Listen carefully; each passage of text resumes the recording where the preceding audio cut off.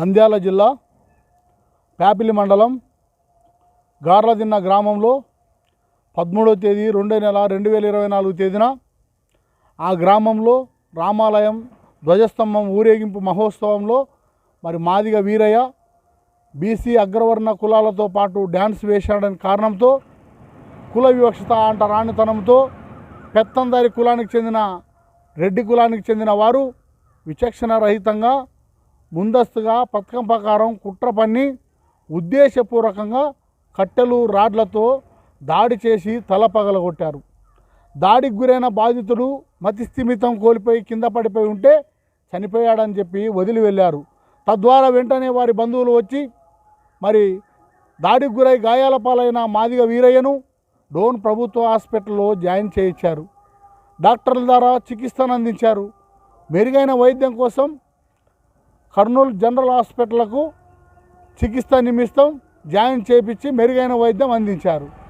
అనంతరం మరి దాడికి గురై గాయాల పాలై మాదిగ వీరయ్య కర్నూలు ప్రభుత్వ హాస్పిటల్లో చికిత్స తీసుకుంటున్న సందర్భంలో ప్యాపిలి పోలీస్ స్టేషన్ సిఐ గారు మరి దాడి చేసిన నిందితులకు కులబలం, ధనబలం, ఆర్థిక బలం, రాజకీయ బలం ఉండడంతో వారి ప్రలోభాలకు లోనై దాడికి గురైన బాధింపబడిన దళితులపైన కేసు నమోదు చేసి మరి హాస్పిటల్లో చికిత్స పొందుతున్న మాదిగ వీరయ్య ఫిర్యాదును కౌంటర్ కేసుగా నమోదు చేసి మోసం చేసి అన్యాయం చేస్తూ ఉన్నారు.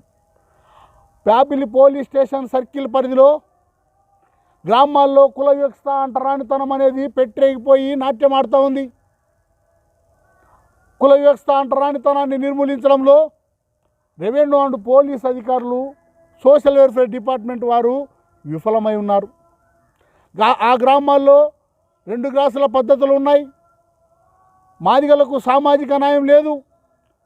కుల వివక్షత రూపుమాపామని ప్రభుత్వాలు చెప్తూ ఉన్నాయి. కుల వివక్షత అనేది రూపు మారలేదు. రూపాలు మారి మాదిగల బతుల్లో చిన్నాభిన్నం చేసే విధంగా వెంటాడుతూ ఉందని చెప్పి ఈ సందర్భంగా నేను తెలియపరుస్తూ ఉన్నా.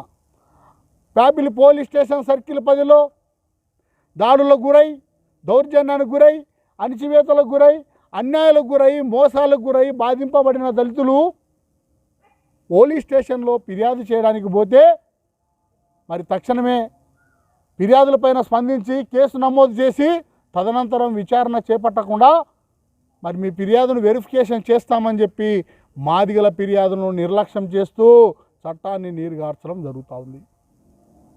ఎస్సీ ఎస్టీ అట్రాసిటీ చట్టం 1989 నాటికి సంవత్సరమున దళితులకు రక్షణగా ఉండాలని చెప్పి పార్లమెంట్లో చట్టం చేసి దళితులకు రక్షణ కల్పిస్తే అట్రాసిటీ చట్టాన్ని నీరుగార్చడమే లక్ష్యంగా మరి కొంతమంది పోలీస్ అధికారులు ఉన్నత కులాల వరకు దాడులు చేస్తున్న పెత్తందారులకు సపోర్ట్గా ఉంటూ మాదిగల ఫిర్యాదులను నిర్లక్ష్యం చేయడమే కాకుండా దాడికి గురై, దౌర్జన్యాలకు గురై, అణిచివేతలకు గురై, అన్యాయాలకు గురై హాస్పిటల్లో ఉంటున్న బాధితులపైన కేసులు నమోదు చేసి బాధితుల ఫిర్యాదులను కౌంటర్ కేసులుగా మార్చడం చాలా అన్యాయం, దుర్మార్గం అని చెప్పి ఈ సందర్భంగా నేను తెలియపరుస్తున్నా. గ్రామాల్లో నిత్యం కుల వివక్ష అంటరానితనంతో మాదిగలు ఉపాధి లేక, విద్య లేక, సామాజిక న్యాయం లేక, ఆర్థికంగా లేక, రాజకీయంగా లేక వెనుకబాటుతనానికి గురవుతూ పీజీలు, పిహెచ్డీలు, డిగ్రీలు చదివిన వారు ఉపాధి కూలీలుగా, వలసల కూలీలుగా మారి మరి అన్యాయానికి గురవుతూ ఉన్నారు.